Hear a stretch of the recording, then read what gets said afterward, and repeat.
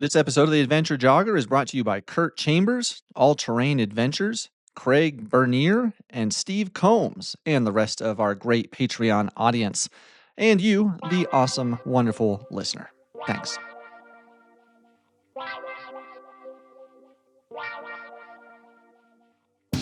The Adventure Jogger, a podcast about trail and ultra running. Meet fascinating runners from the front, middle, and back of the pack, sharing inspiring and funny stories about life and running. Running should be fun, and so should running podcasts. I'm your host, Stephen Kornhaus, and this is the Adventure Jogger. Well, hello, everybody. How's it going today? I hope you're having a good afternoon, morning, evening, whenever it is you're listening to us. Maybe you're on a long run, listening to us in your ear while you're pounding a trail or something like that. Thanks for taking us along with you. Today, I've got a great guest, really interesting, run some cool races, some 100-mile races. I found out today also a musician. I saw a track where you were playing a guitar and singing a song, and also a published author. So we'll definitely get into that, and has recently had an injury as well. And so we'll be sure to talk about all of that. So welcome to the Adventure Jogger, Colleen Miracle. Thanks so much for having me on. I really appreciate it. Yeah, it's going to be fun. I think I know I had originally reached out to you a couple weeks ago now, maybe a month or so, talking about your Oregon Cascade race that you had planned in August, and then eventually, you mentioned that apparently there was an injury, and unfortunately weren't able to run that. But I think we'll have a great conversation, kind of leaning into that a little bit, maybe because I'm dealing with an injury myself, and I think we have some some common some things in common there. Just following you on social media, seeing what you've shared about dealing with injuries and kind of the mental side of that has been interesting. So I Mhm. definitely want to dig in there. But first, I kind of want to know, for everybody out there, maybe you just give us a rundown of how you got into running. Like, Mhm. were you always a runner, or what brought you into the sport? Yeah, great question. So I really started running just a few years ago. Running again, I guess. I ran high school cross country and track and all that, Okay. and but I actually didn't run for really for like 10 years. I was a pretty strong rock climber, and that was my main sport. And I thought Oh that was wow. gonna be, yeah, I lived in Ohio, so we would go down to like Red River Gorge in Kentucky and go climbing, and some of those beautiful routes down there. It's just a stunning area of the country for those who haven't been. I feel like the East is underrated sometimes. Yeah, But definitely. yeah, so rock climbing, I thought this, I'm going to do this forever. This is like my identity. And it's funny how things can change. And I think we have to stay open to change in our lives, and be open because now ultra running is, I don't want to say my entire identity. Like I am a musician, I'm an artist and a communicator full time. So, but it's a big part of my identity. And now I don't know what my life would be without it. But yeah, so I kind of got started, I think as we all were during the pandemic, just wanting to get outside. And Right. for me, I was like, I want to be outside a lot, right? I want to be outside for like run for 5 hours. And, living in Boulder, Colorado is the best place to, for the pandemic to be happening. It's beautiful. I mean, the trails we Yeah. really could, people would mask up on the trails and things, but um, really great place to discover ultra running. I mean, what a gift to be there during that time. So yeah, I just really started running again a few years ago. And I mean, you know how it goes. The bug kind of starts and it's like a pandemic of its own. and and yeah, I think pretty quickly in my first year, just wanted to run a marathon, like a virtual marathon during the pandemic. And then did a couple 50Ks that same year and then 2 50-milers that same year. So it was a really busy first year. Right. Kind of Yeah. dove in head first. I'd say so. And yeah. And then since then have run over 20 ultras. Oh Um, wow.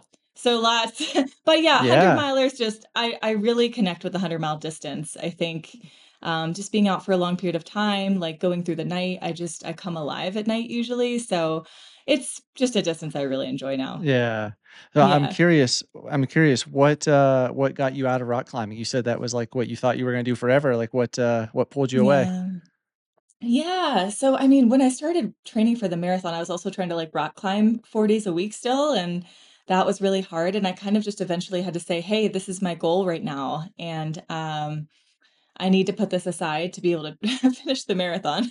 Yeah, So, it started out as that, and then, kind of going through like a major breakup and, living by myself that I could really like have the time to dive into ultra running all on my own. And I mean, I feel like ultra running and trail running gets popular year after more and more year after year. But I still feel at definitely. that time, I don't know if you remember, but like even at that time, like 2020, it was still emerging, and so it felt like my own kind of special thing, like something I had to, like, discovered even though I discovered it, like, Yeah. through people in Boulder, but it still felt like kind of just my, like, sanctuary to be able to dive into the sport on my own, so Okay. All right. Well, I'm also curious since you were in Boulder during the pandemic. I know I was back in Tennessee at the time, and Oh, a lot of even the state parks, they stayed open, but at one point they closed as well, and we couldn't even go into the state parks. The national parks were yeah. definitely closed.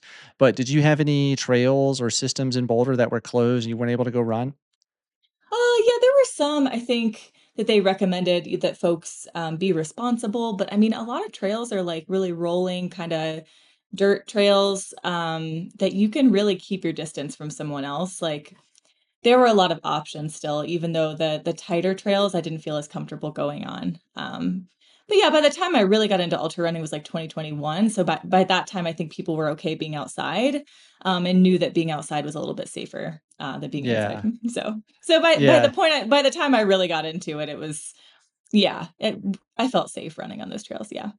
Yeah, it's just I'm curious because I know, like, my back in Tennessee, I was always going to Frozen Head State Park, and Oh, it seemed like, the national parks closed, and so that park became incredibly more popular than it already was, where they were having on the weekends, they'd have to close the park just because it was at capacity. The mm, people were parking on the yeah, side of the road, not in yeah, parking lots because they wanted to get outdoors and, get out of their homes and in nature and get away from the pandemic a little while. So it became difficult as a trail runner to even go unless you were getting there like me at like, as soon as the park opened to go run.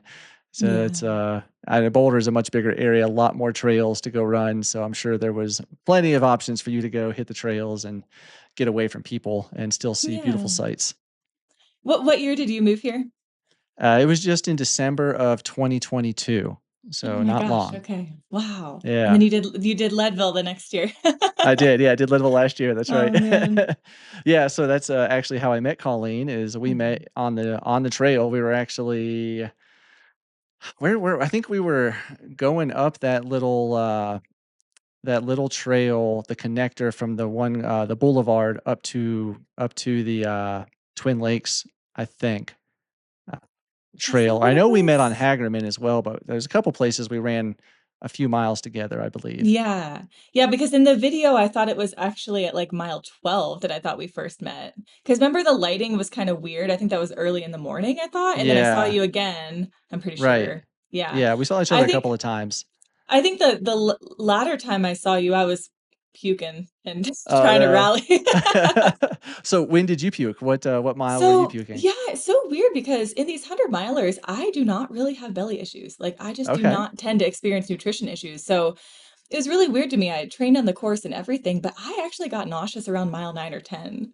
Oh, So wow. for I somehow made it 40 miles, like nauseous, puking, belly pain, just really intense belly pain. And I'm like, this is really weird. I've been out for like 6-hour runs on the Leadville course before, early in the morning, and not gotten sick. I don't know what was different. Wow. I did go to a wedding the night before. So Did you wouldn't maybe have any, like, shrimp or necessarily something that wasn't cooked all the way? No? Oh, you know what? I don't think it was the food. They had some really good carbs there, so I was, like, mostly eating the carbs, but, Okay. yeah, I mean, just general life lessons, like, I think I had done 200 milers, and I was like, "I got this," like, I've trained on the Leadville course, and my message to people running Leadville, you are never above the altitude, even if you Yes. live in Colorado and train rigorously on the course. I have Yes. never been more prepared for that race, but, yeah, it must have just been a combo of altitude and sleep and maybe Yeah. something I ate, I'm not really sure, but now I know what it's like to struggle with belly issues, and it's just not great. No, Yeah. I was the same way. Mine didn't start until May Queen inbound, so mile 88 is when I threw up. there, but I agree. I think it's just a combination of like time at altitude. Like Mhm. like you, I trained in Colorado, at up to 12,000 feet routinely, and Yeah. but never for 10 hours more or longer. So Yeah. that plays a big toll on the body. So that's Yeah. good advice to your to people that might be considering Leadville. You're never above the altitude. Yeah, and I think just be open, things can always go wrong, and, hey, I'm glad that your puke was at mile 88. That's great news because at least you could rally. I was able to just walk and couldn't eat or drink, but I was Yeah. able to just walk and I had the time to get there, so I was able to finish. But Yeah. yeah, are you planning to go back? Do you wanna go back and, try to do that race again?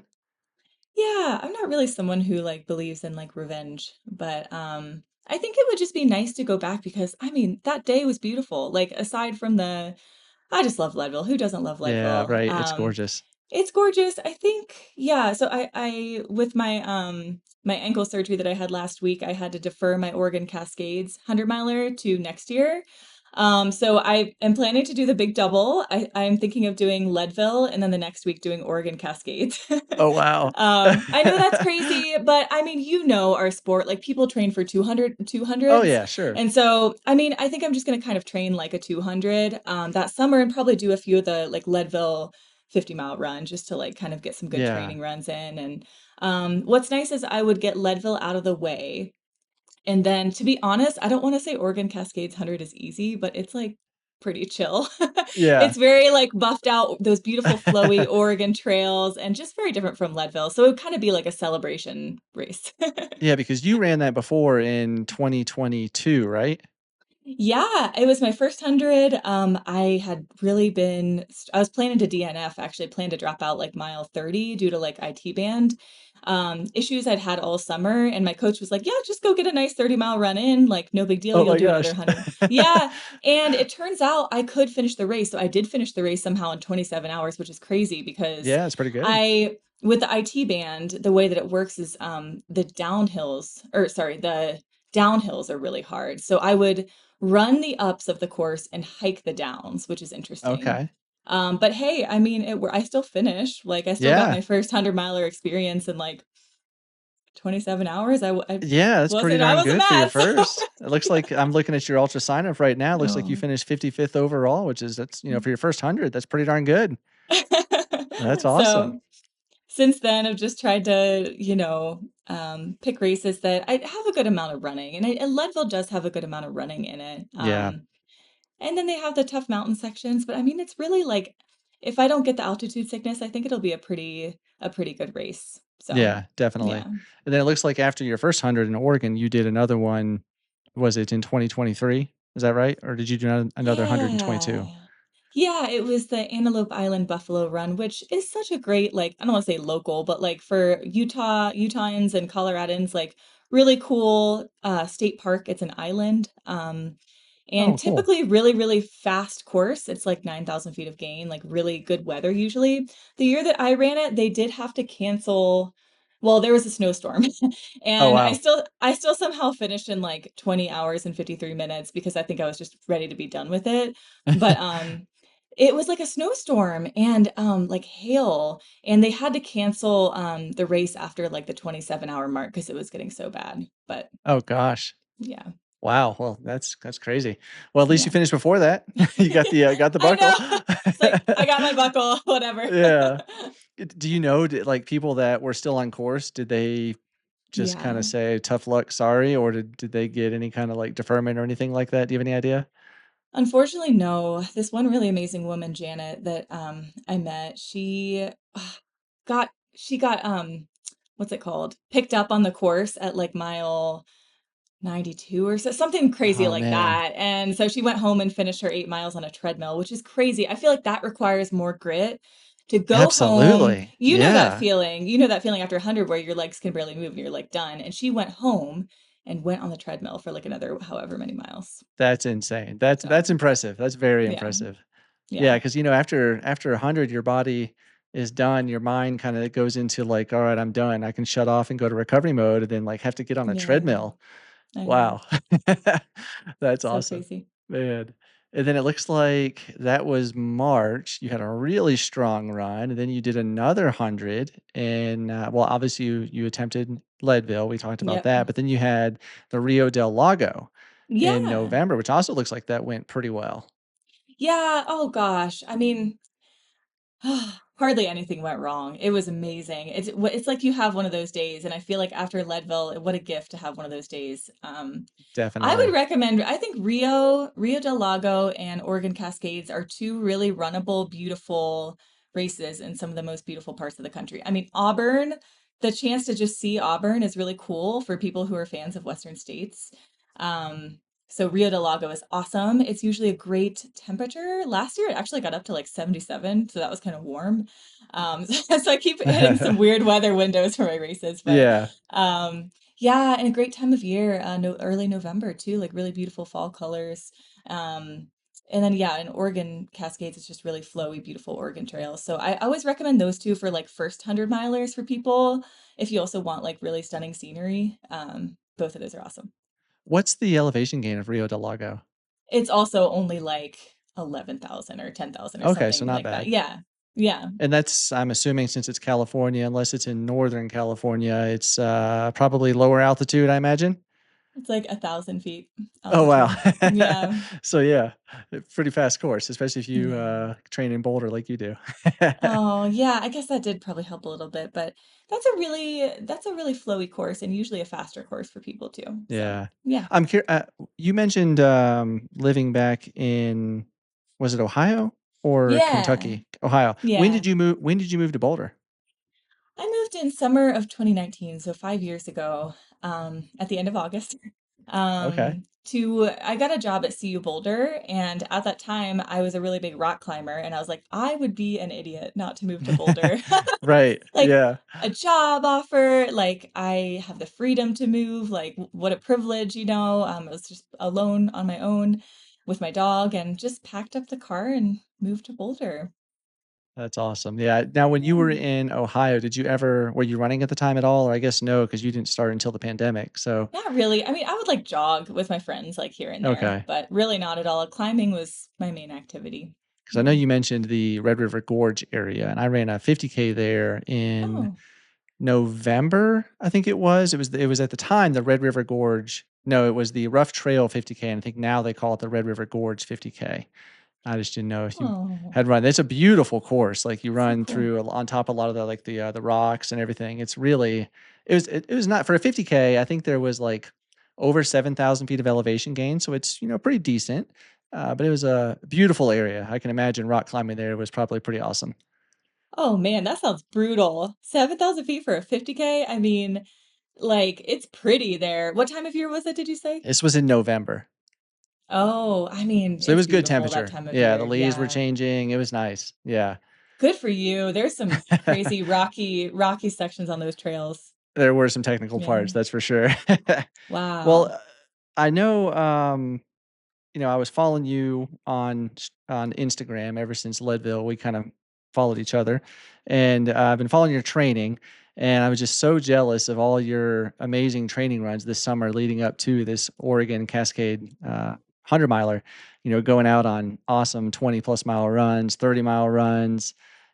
Just maybe talk about your training block, kind of building up to that race. Sure, great question. So leading up to this one, I was self-coaching. I was really lucky to have an awesome coach to work with for the first few 100 milers, but she actually recommended, she was like, hey, you kind of know what to do. You got Oh this. Go wow, like, yeah, she was like, you just follow some of those old training plans. She's like, it sounds like you like to do really runnable races, some with more elevation gain, but like typically pretty runnable. So kind of just, I mean, kind of follow your training plans that loosely that I've given you, and you got this. So yeah, I trained for my 100 miler in Ohio in May of this year.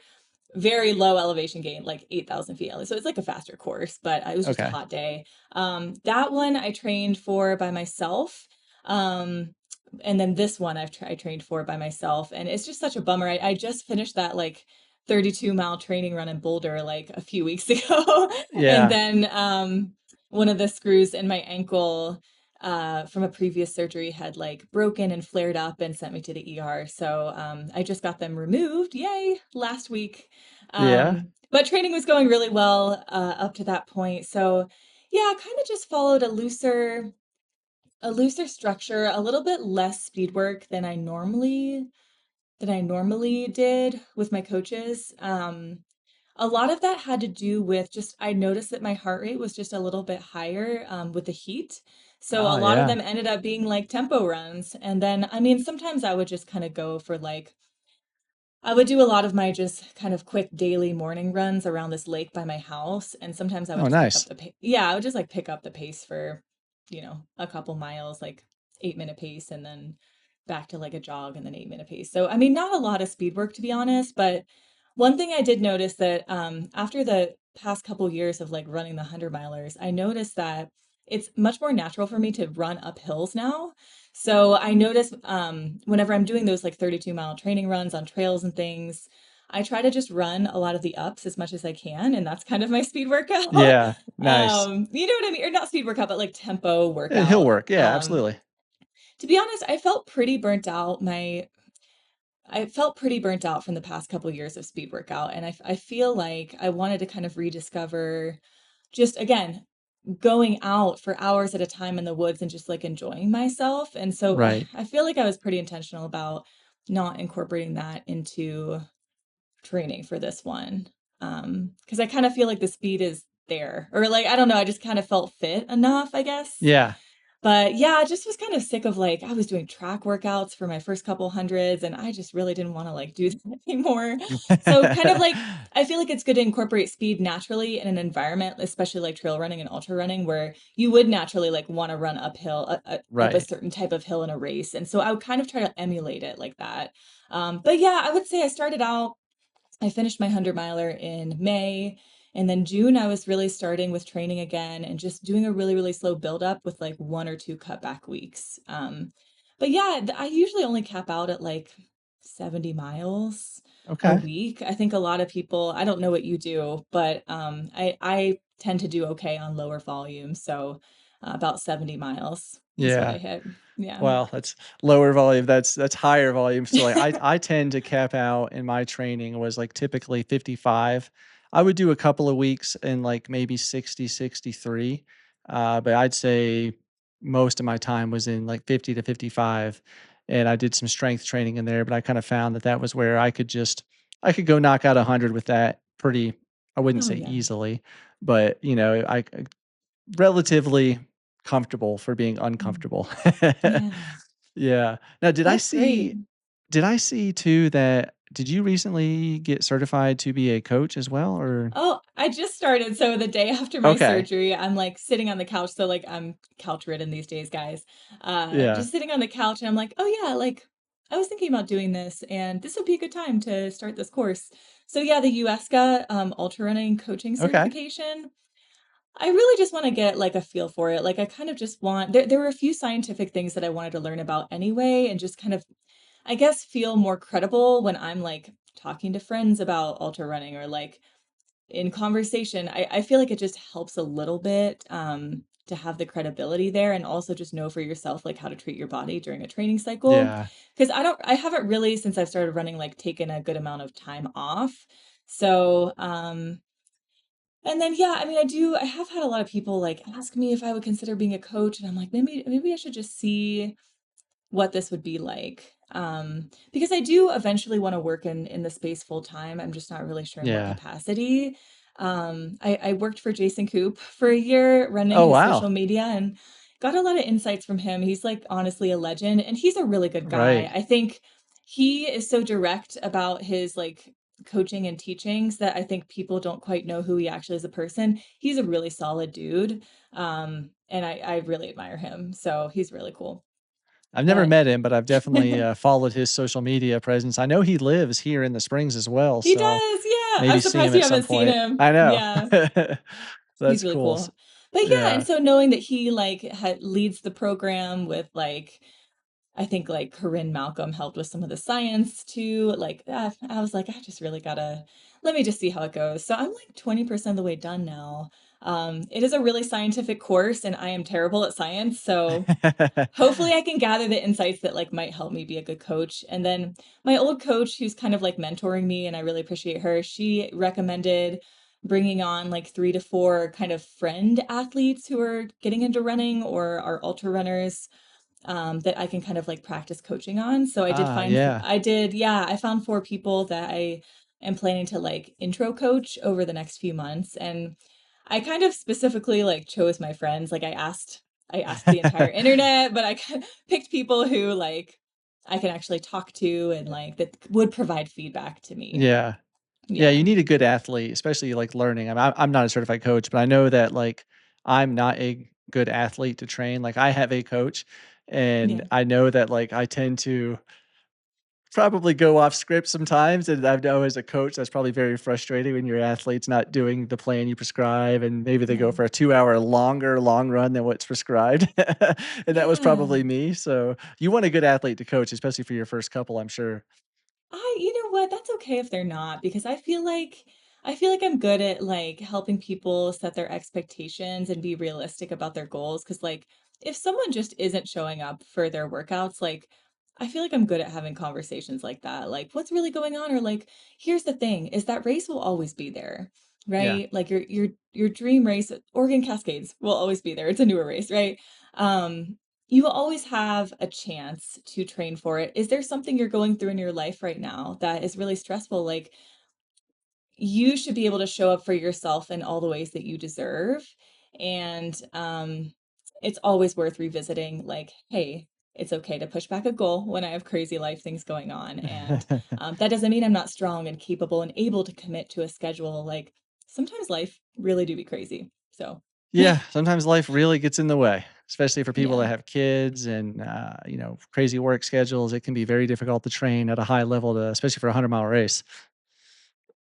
Yeah. Yeah, and I think, like, the friends who have reached out over the past couple years, I always like to add, and they'll seem, like, frustrated by training, like, they get really excited about a goal, and then they seem really frustrated when they have to, like, go execute. I get it, but my question would be, like, do you actually like running? Like, maybe before committing to a 50K from couch to 50K, which people have done for sure, Yeah.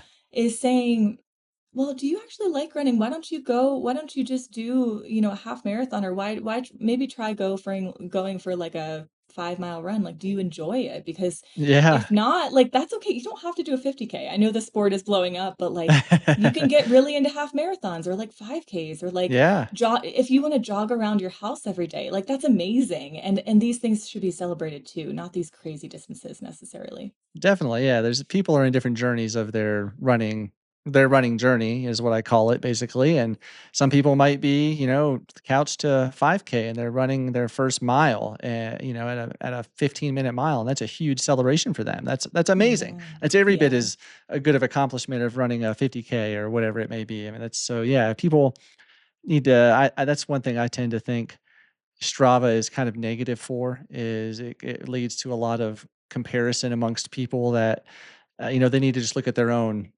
training and their own history and how they have, grown, themselves versus comparing them to somebody who's a professional runner or runs 100 miles a week.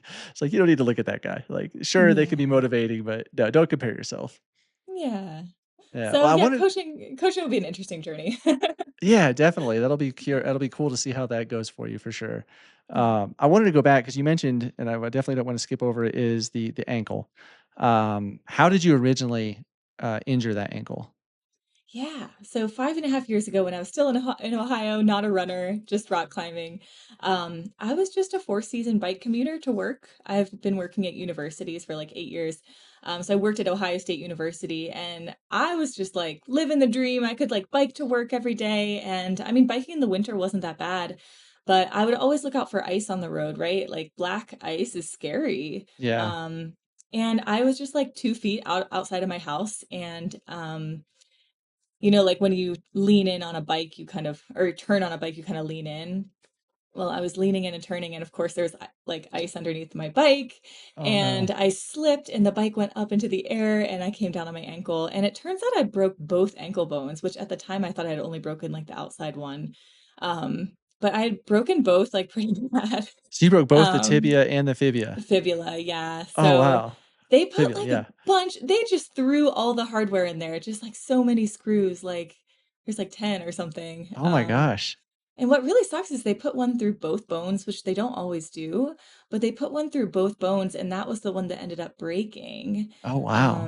And it broke 6 months after the surgery. They did warn me about it. They're like, "This could break," and I'm like, "Great."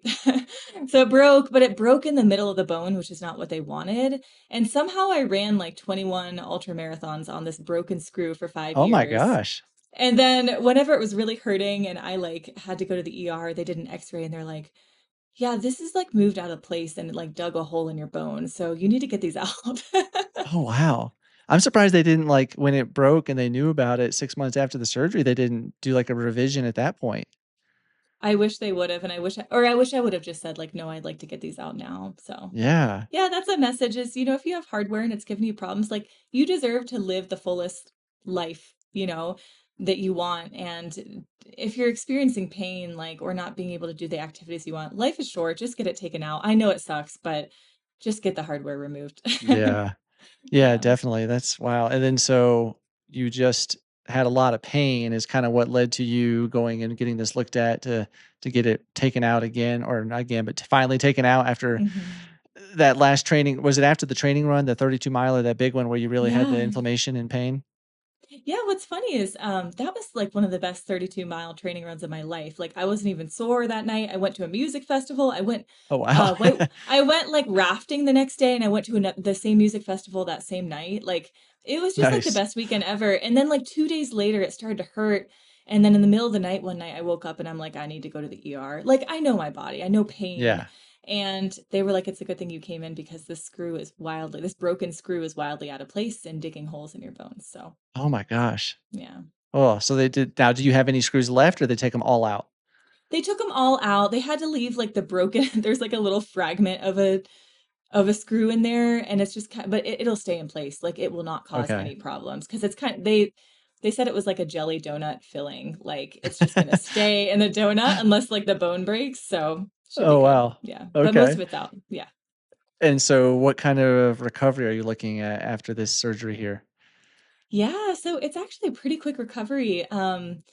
I think at first it was kind of like stages of grief. I mean, I do feel like I have a good mindset around dealing with injury, because I have had quite a few, but I feel like I'm really proud of myself for having like a good mindset about this because I was so looking forward to that race. And for a while, I was just like, when can I get back to running and trying to plan out? But like your body will tell you how Mhm. it needs to recover, and it's really important to listen. And so I'm taking it day by day at this point, but it's actually a pretty quick turnaround. They said this these next 2 weeks will be a lot of like resting and elevating. So today's the first day where I can like sit comfortably in a chair and not have a bunch of swelling, which is great. That's a lot of Oh, wow. progress. But then like walking in a boot, and then like right now I'm on crutches, but I can use my boot a little bit. Um, and then I think they said back to jogging like end of September. So Really? yeah, pretty quick turnaround because the first time Wow. I actually broke the bones, it was like a 4-month recovery. I couldn't do anything. Sure. So it's nice to at least say, hey, at least this fall I'll get back to running. End of September in Colorado, as you know, is gorgeous. Oh, yeah, So absolutely. yeah. Well, hey, if you need to put your foot up or something and, go right ahead. No, it's good to test it out. It's good to test it out. And then I'm thinking about maybe doing, if I'm feeling good enough, uh, I want to do another 100 miler before the end of the year.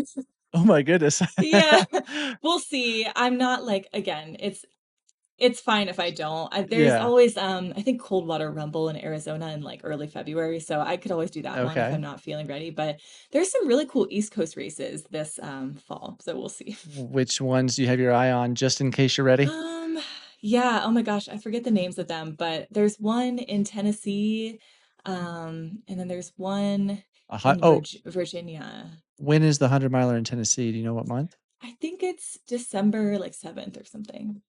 December. Huh. Yeah, December 7th, I'm I not think, familiar. or late November. I'm getting the dates mixed up, but I'm Okay. not gonna say it on here because then I'll have to commit to it. Right. Yeah. Yeah. Okay. All right. But yeah. Cool. Well, hopefully, Yeah. the recovery goes well. You can get back to running and building volume and safely doing so. But it sounds like it's not. I mean, I'm not a doctor, but it sounds like the injury or the surgery was to just solely remove the screws, so it's not like you're Yeah, letting bone heal or anything like that. right. It's just probably the incisions and where they took these out, as I imagine, is what has to heal. Yep, exactly. It's mostly the incisions because the bones are still like there's little holes in the bones from where the screws were, but those heal in like a few weeks. It's not Yeah. a huge thing. So yeah, I mean, yeah, wishful thinking. We'll see. Yeah. Well, I know I saw one, I think it was an Instagram post you had made where, and I hope, this isn't too personal, but I think you had said something along the lines of had just spent like 30 minutes crying and kind of like allowed yourself to just cry it Um, out, get it out, and that it was oh a good yes. therapeutic thing for you. Yeah. I don't know if we could go there a little bit, because Yeah. I know injuries are difficult, especially when it's like you said, it's not your entire identity running, but it's a Mhm. big part of your life, and Mhm. kind of having that goal taken away from you, the race and then the training time and all of Yeah. that. I'm sure it's. I know for me it's difficult, so I'm sure for you it's probably been very difficult as well. Yeah, that's so sweet of you to ask. Thank you. Yeah.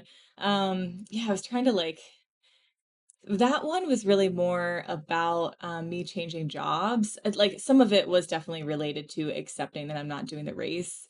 But I think the one that you're referencing might have just been like this catharsis of like this release, kind of like Right. accepting that things change so much in life. And gosh, that's so sweet of you to ask. Yeah. I think recently I'm going through an emotional time with changing jobs. I'm feeling really burnt out in my current role working at a university. Not work wise. Like I've always loved communications and journalism. I love Mhm. what I do. I've always loved like the tasks of my job. So not burnt out, but more just emotionally burnt out. This is the first job where the work-life balance has been pretty bad. Uh, It's funny because I feel like in other jobs, I would shut my computer off at like 5 or just the end of the day, whenever, and be able to go on a run and just enjoy the run and like not think about anything. But I close my computer and I go for my run and well, usually I run in the morning, but when I do go after work, like in the winter, I would think about my job. And then I realized like a month ago, that's not super normal, or at least it's not healthy. So I decided to make a big change and look for a new job. And for a while, I was really questioning like whether I should step out of the field entirely, like questioning whether I should leave my field altogether. So oh, wow. I'm getting very real with you. I'm getting Yeah. very real with you. I was like, is this the time where I jump into the outdoor space? But then a lot of like the jobs like don't pay well in the outdoor industry. Yeah. And I live in Colorado. I want to be traveling. I want to travel internationally and go to these 100-mile Definitely. races. And 100 milers cost $4,000 all said and done, right? Yeah. So so I need to be able to make money, and I need to be able to support like what I want to do. Right. So I was like, you know what? No, I'm gonna stay in my field. Like I'm good at what I do, and I'm not gonna let um yeah, I'm not gonna let this get Yeah. to me. So I ended up getting a really good job in my field at Colorado School of Mines, and it's a really great opportunity, a really cool team to work with, and it'll be nice for just a change of pace. Well, that's awesome. No, that's good to Yeah, hear that it's got a good place now, it sounds like. Well, yeah. that was a perfect segue, talk about the races costing $4,000 there, 'cause, earlier, it was this year, I think it was earlier this year, you had an article Yeah. published in, Outside Magazine, right? Yeah, Outside Inc. They transitioned their I think it was Trail Runner magazine and now called Outside Run, which is cool. Okay. And they've like changed their whole branding and everything. But yeah. Yeah, and so I saw this posted on Facebook a long time ago, and I don't even think it was you that shared it. Somebody else had shared this article and probably Trail and Ultra, one of the Facebook groups, and I read it and I thought it was a fascinating article just to think about the cost, because the article, it's the hidden cost of ultra marathons, right? That's the name of it. Okay, Yeah. and it's so true. How I guess how did you was this just something personal to you that you were kind of looking back in your own life and thinking like, how much have you spent on running and training and all this? And then you just thought, well, you're in the journalism field, might as well put it to ink. Yeah, that's a great question. Yeah, so feel like it hasn't been talked about a lot, at least in my own circle, how much these races end up costing. And the race itself, could be like a $400 entry or so. Um, but you really got to think about well, my first time I realized that this costs a lot of money is uh I was like, why am I spending $1,000 on groceries? Or like it was just more than whatever I normally spend a month, like, right? Yeah. And I'm like, wow, my budget for groceries is so high. And I'm like, I don't eat out that much. I don't like eat fancy things, I and I'm like, I just eat a lot of food.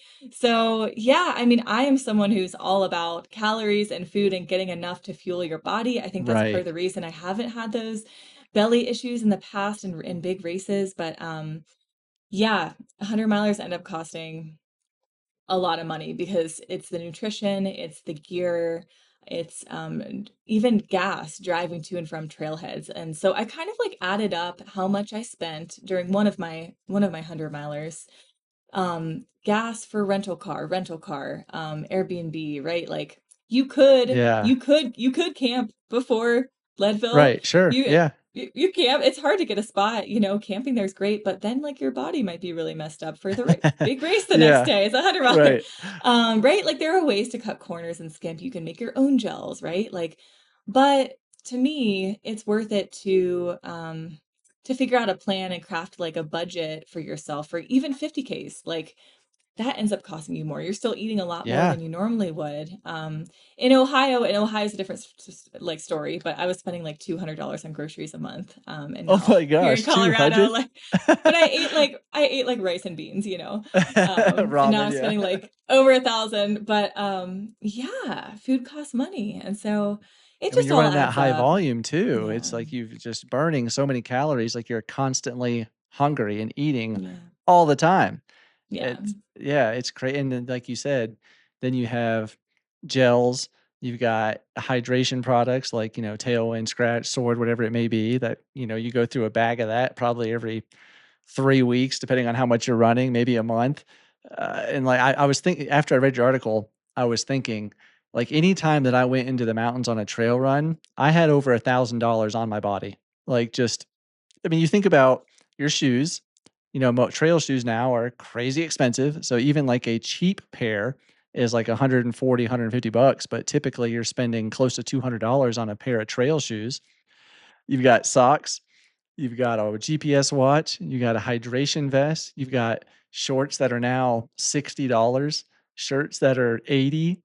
It's just it adds up very quickly. You don't think about it. It's crazy. So shoes, gear, yes, it all costs a lot, but I will say I ran like 10 ultras in the same pair of pants from Target and it was like $15. Yeah. These like leggings for like winter runs and things like lasted me multiple years, and you can find if you have like a higher end thrift store, like Boulder is an exception because everyone's donating their Right. Patagonia gear, Yeah. right? But if you could find something like that rather than, cutting down your $1,000 gear cost to like maybe 500 even would be really helpful. Yeah. So there are certain ways you can cut corners, but Well, yeah, yeah. I it's mean, expensive.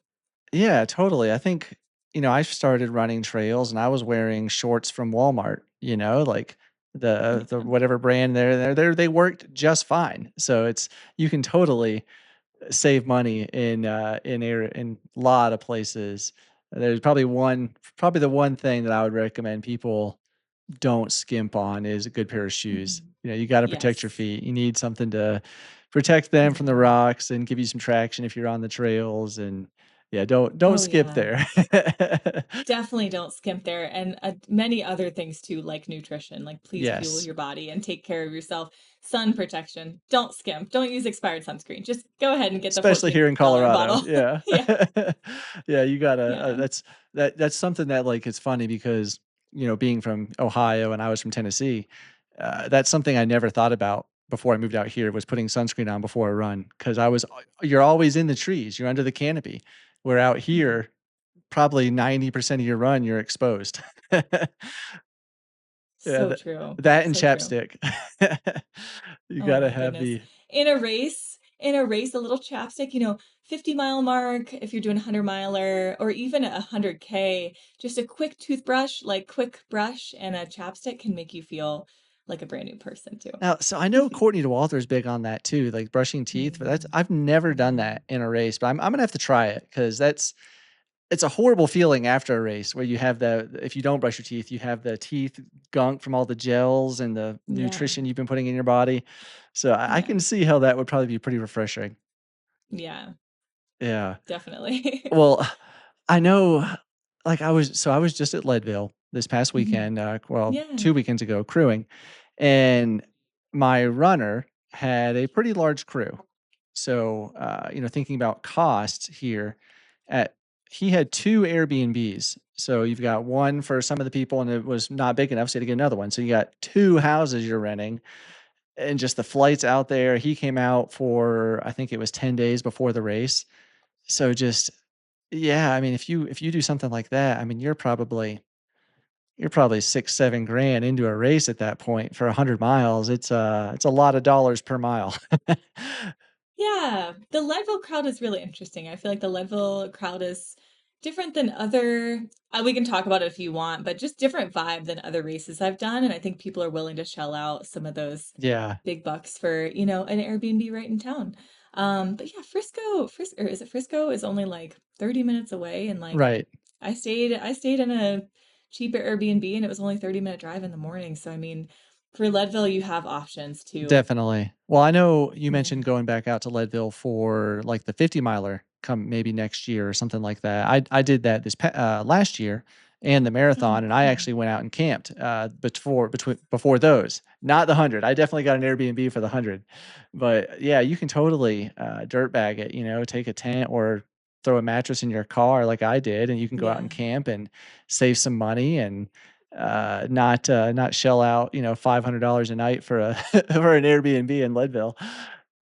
So crazy. Yeah, that's a great idea. Is for your A races, really do what you need for the comfort and like do your routine and Yes. don't skimp on the routine. Like don't do anything different morning of, like make it so that your routine is perfect. And if that's not possible, like maybe think of a different race, like Yeah. because you want to have a good day, like set yourself up for success. That involves like getting a crew, which it sounds like you had a crew last year that you Yes. Yep. really liked, right?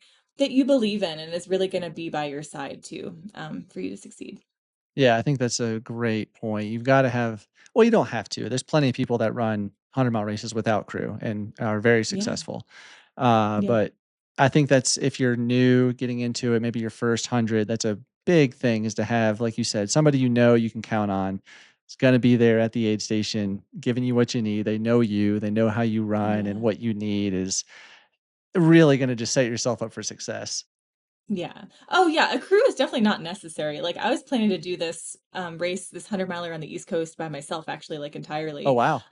Or I mean, for those of you who know Andrew Glaze as well, he Mhm. tends to just go out, he does, like, something like 2,500 milers a year Yeah. and kinda just goes out, and his wife is rooting him on from afar, like, "You got this, babe," like, because he just does his own thing, and Yeah. I think it's kinda cool to get to that point where, like, "Yeah, I think I'm gonna go and do this by myself," and Yeah.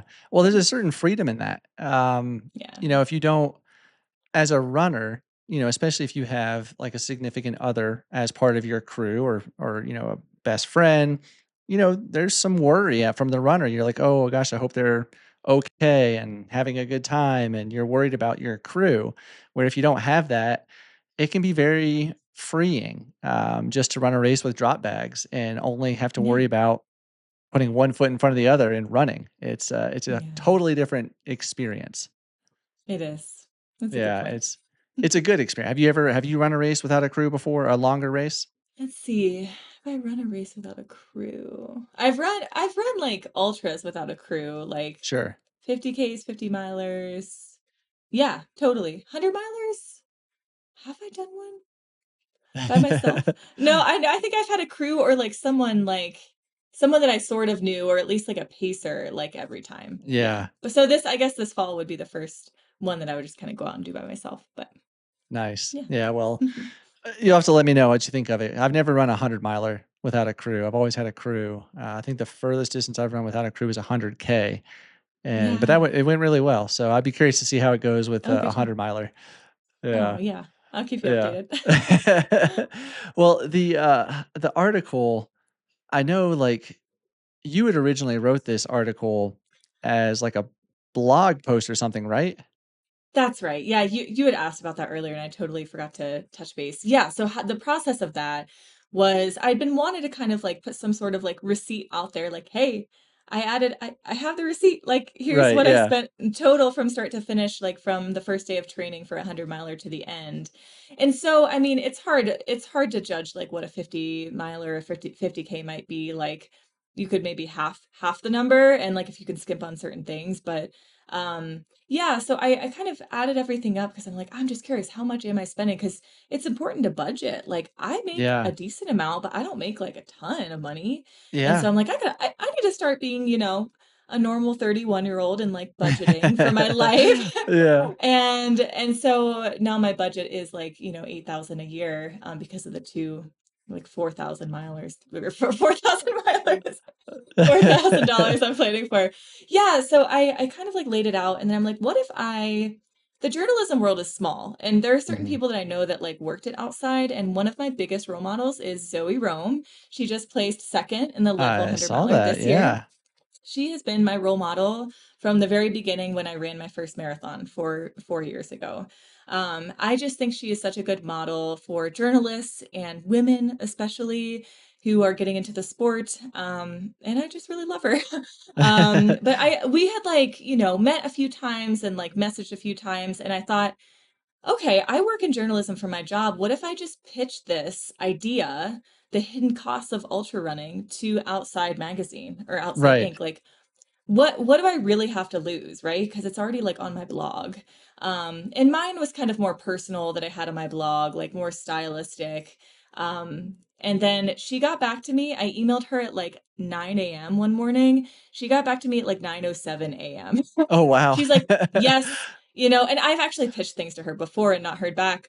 And 7 minutes later, she's like, "Yes, let's do it. When can we hop on a call? Like, what about tomorrow or Wow. something?" I'm like, "Oh my gosh." And so we met and she's like, "We should do this, but let's have some like data. Let's have some numbers around it. Like, let's talk more about people getting involved in the sport and what that means for the economy and like supporting some of these smaller companies Oh, like yeah. like Aravaipa is now taken over Colorado, which so Yeah. now they're growing, but like some of those smaller local companies and things like this is benefiting them too.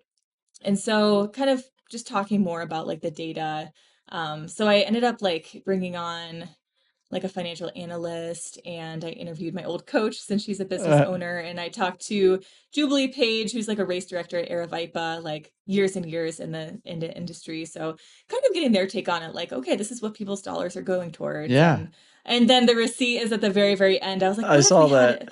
what if we have that receipt? And they put together this really cute little graphic of like a receipt Right. at the end and like, well, here's all the information of like why you might be spending a lot of money on an ultra and kind of why, like what goes into it. And here's Colleen's receipt. Yeah. So it was kind of cool how it came together. Yeah. I love how the receipt at the bottom of the receipt, it says, "We hope you enjoyed your ultra marathon experience. Please come see us again Yeah. soon." They added that. They're so That's awesome. cute. Yeah, they added that. Well, So it's interesting that they mentioned the economic impact. So in Leadville, I went to the media meeting, and they had one of the folks there talk about a study they did to show the economic impact in Leadville. They're getting ready to do another one, but they found that the last time they did this study, the economic impact from the entire Leadville race series, which is all the Lead Challenge events, was $20 million to the local economy, which that's huge for this tiny little mining town. So you're 100% right. These smaller races, smaller towns where these are, I mean, having an ultra marathon there and spending your hard-earned dollars to go race in that small town is not just, you're going to get a great experience, but it's going to benefit this town and so many different people. yeah, you can feel good about, I mean, and that's kind of like when a race is canceled or when you get injured and maybe you have to defer or cancel your race, like your money, if anything, your money's going towards like a tiny business owner who like Right. has a full-time job and is race directing on the side. So like, oh, your dollars went to like supporting someone just like us that loves the sport and just does it to support other Yeah. people. So Yeah. yeah. Well, I'm curious, maybe I got a couple of questions here I want to ask you as Mhm. well, just kind Sure. of running related, but you run 400 milers now. Is that right? How many 100 milers? I have run 5, finished 4, Okay, Leadville being five. the one that I Okay. did not finish. Yeah. Okay. Yeah. Okay. What's maybe the most bizarre thing you've ever seen in either a Oh. training run or a race? Maybe Oh a my hallucination gosh. or just something crazy Hmm. or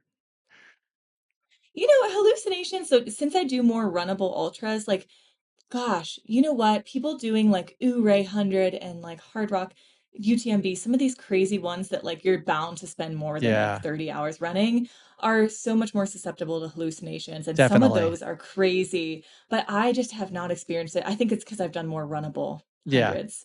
The weirdest one I did during that Oregon Cascades one, which happened to be my longest one.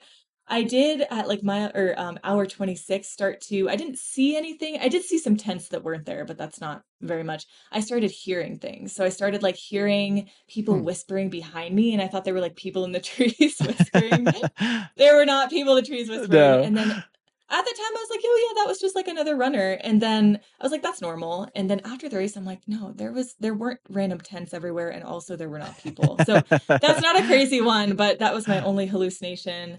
I'm trying to think what the craziest. Oh, the snowstorm, definitely. Oh, I mean, yeah. that's nothing insane, but it was a That's pretty real crazy, yeah. snowstorm. Like I was running through a snowstorm. Like Wow. it was exactly how it sounds, and hail. So Oh, it was man. like a true danger to the runners, and I think they probably should have called it like hours before they actually called it. Yeah. So, I mean, again, I run really well in like cooler temps.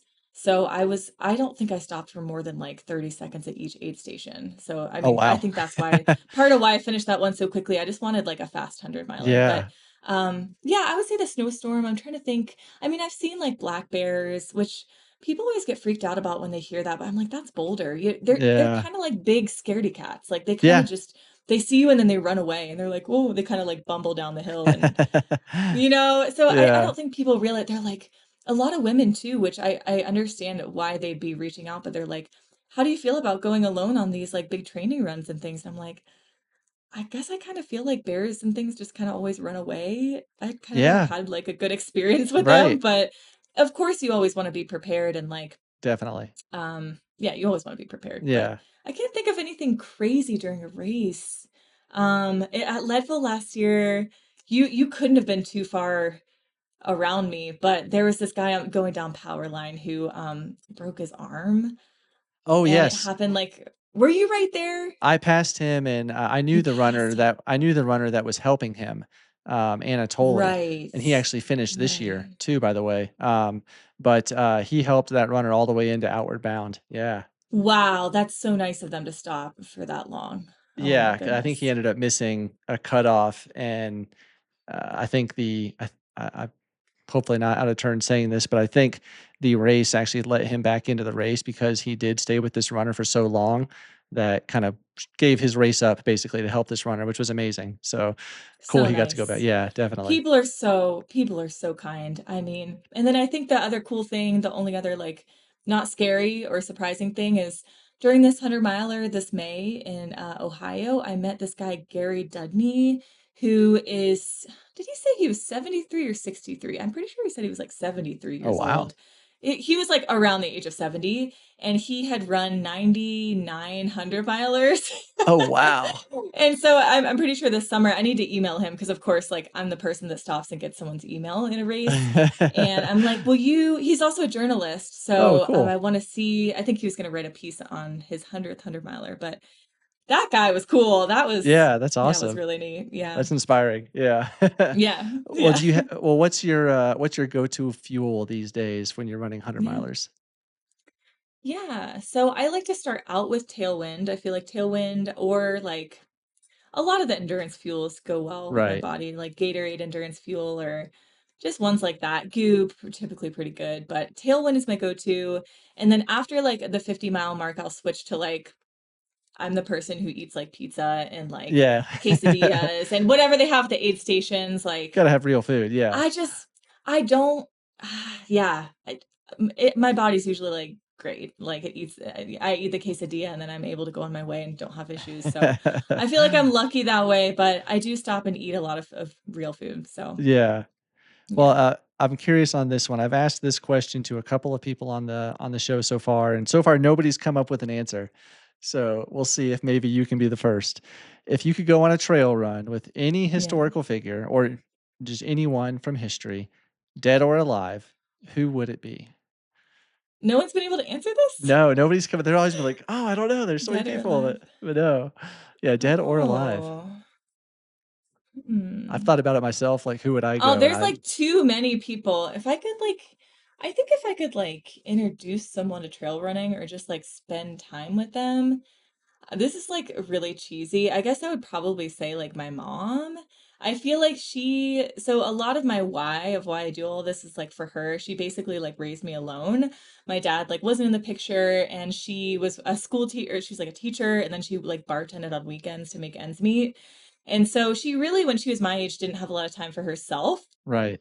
And I don't think she's really gotten the chance to, like, explore, like, a she's been on trails, of course, but, like, just really go out for a couple hours and just, like, have the time to yourself in nature Yeah. and, like, push yourself a little bit and, like, explore your limits, and I feel like I always I think it'd be really neat to, like, introduce her to at least just, like, a 3-mile little, like, hike up, run down, like, fun Oh, little that's trail awesome. jog, you Yeah. know?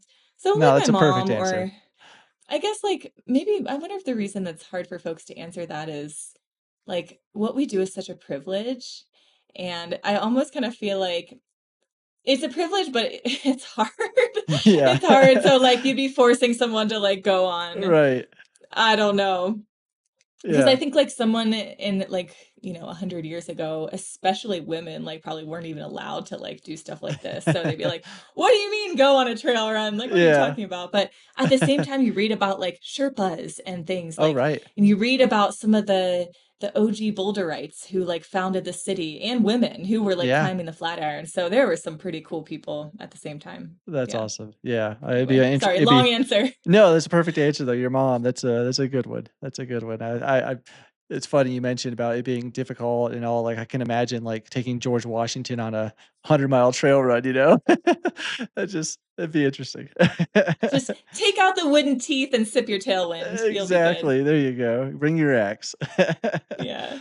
Well, it sounds like you mentioned you're the type of person to stop and, get someone's email during a run, and you mentioned the 73-year-old guy.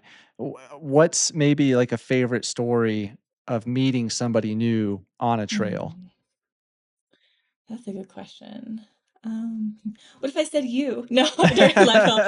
I'll be honest, Steve. So you and I have really only stayed in touch like every once in a while on Yeah, Facebook since we right. met in Leadville. And I'll be honest, that race was such a blur to me because so when you were like, "Oh, you remember meeting?" I'm like, "Kinda." Honestly, I was so nauseous from Oh, I mile bet, 9 yeah. that my body I somehow held on for 40 miles. I'm like, "I can't believe I held on for 40 miles," to be honest. Seriously, But yeah. so yes, no, I like barely interact. I don't remember interacting with like hardly anyone. I'm trying to remember a race or a trail run. I'm trying to remember if I met anyone interesting. I feel like you hear some really cool stories. Um, you hear some really cool stories of people meeting like Well, just interesting meeting that folks. 73-year-old guy is pretty interesting, Yeah, and still that out was there really kicking it. cool. Yeah. That was really cool. Sometimes you see people, yeah, who are like 80 on the boulder trails and you're like, "You go, girl," and they're like on the top of the Flatiron and you're like, "I hope that I can do that." Right. I know that Yeah. that inspires me, like, seeing people, in their elder years, whatever that may be, just still out, whether they're walking 100 miles or they're running, just still Yeah. being active and doing it, and, like, that gives me hope as somebody that's, Yeah. I'm 40 now and going into a hip replacement. It's like, I feel like I should be Oh 70. my It's like, gosh. Oh my but gosh. so it's inspiring to Oh, see that, but, yeah. it is inspiring. I think, I guess one kind of interesting one is, in my first 100 miler, I met this girl named Amanda, and we ended up running like a cumulative like 30 miles together that Oh, race. cool. But that's kind of what happens. I mean, I think a lot of people that Right. happens. But that was when I realized like that I like the 100-mile distance is that you can be talking to someone for hours and hours. You don't even realize the time has passed. And I kind of like that aspect. Like I'm a talker during races. And some people just want to focus, which is totally cool. I felt like people at Leadville were mostly that way, but I that's how I get through races is I stay positive. And I met this girl Amanda, and I felt like we just like had such a connection, and we still stay in touch. but it's so hard for me when I make a connection with someone to say goodbye, and so it was so hard. I was like, "Are you doing Oregon Cascades again next year? Like, please do it again." But yeah, and so that's when I realized that you can really, like, get to know someone because 'cause you're running with someone for, like, 7 hours. Yeah. And then, yeah, I mean, I think the next race, the same thing happened. I, like, found someone to hang out with and run with for hours and hours, and I think that, like, kicked me off and, like, put me in a good mindset of, like, "Oh, yeah, people are really chill and friendly, and Yeah. this can be, like, fun." Yeah. It's such a great camaraderie in the sport of ultra running and trail running. Just people will give you anything if you need help. They'll give you a salt pill or I mean, I've literally seen somebody in a race give a crew member took off their shoes and gave them to another runner because their shoes weren't working for them. Like it's just crazy the things that people will do, and it's awesome to see that there's Yeah. still good people like that. That's Oh, pretty cool. totally. Yeah. Yeah. Well, So cool. what's next for you? I know you mentioned depending on training, you might get into a 100 miler possibly at the end, but maybe something next year. What are you eyeballing next year? Do you have any races already on the calendar? Yeah, so I'd like to do one this winter, whether it's, like, end of this year and I'm feeling recovered from my injury, um, or Cold Water Rumble, which is in Arizona in, like, late January or early February. Mhm. That seems like a pretty, like, runnable, like plus, like, Arizona's cool. Yeah. So, yeah, probably that one, and then, honestly, I always like to yeah, I don't like to go, like, 6 months between 100 milers, so this'll be hard, but, l the Leadville Oregon Cascades double. So, in August, I would do Leadville, and then the next weekend do Oregon Cascades 100. Okay. Now, do you happen to Yeah. have, like, volunteer hours to get into Leadville, or are you just putting everything into the lottery? That's a good point. So, yes, I should probably say this on here is that, like, it is harder and harder to get into Leadville every single year. Yes.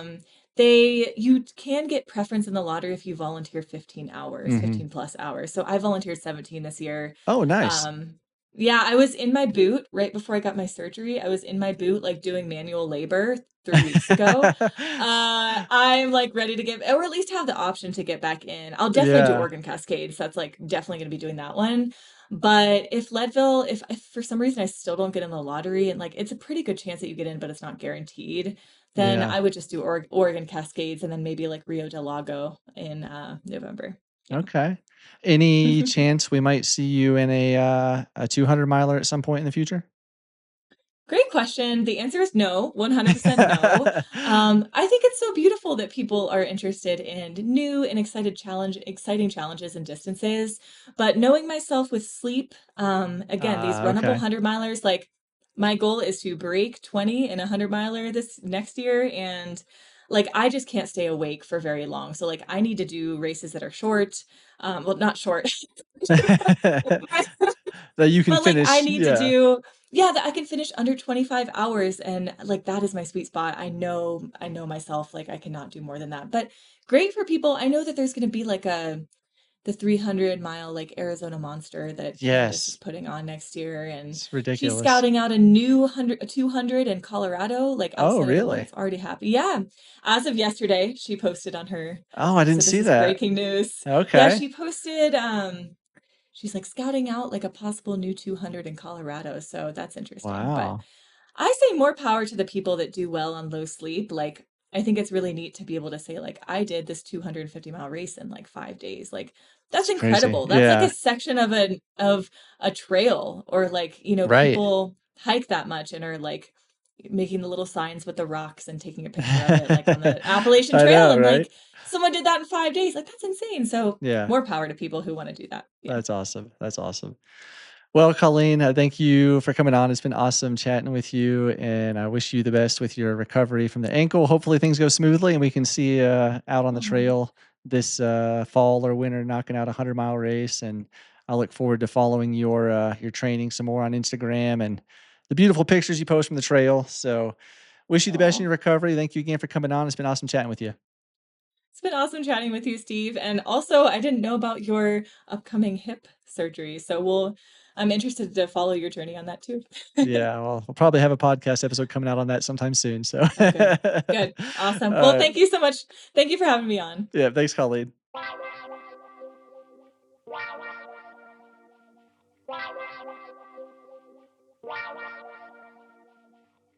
If you enjoyed this episode of The Adventure Jogger, please consider joining our Patreon and be sure to follow us on Instagram, YouTube, Facebook, and TikTok for more content like this. Without your continued support, we would not be able to produce this type of content. So thank you so much to everyone that has listened, followed along, subscribed, liked, commented, you name it, donated on Patreon. Thank you.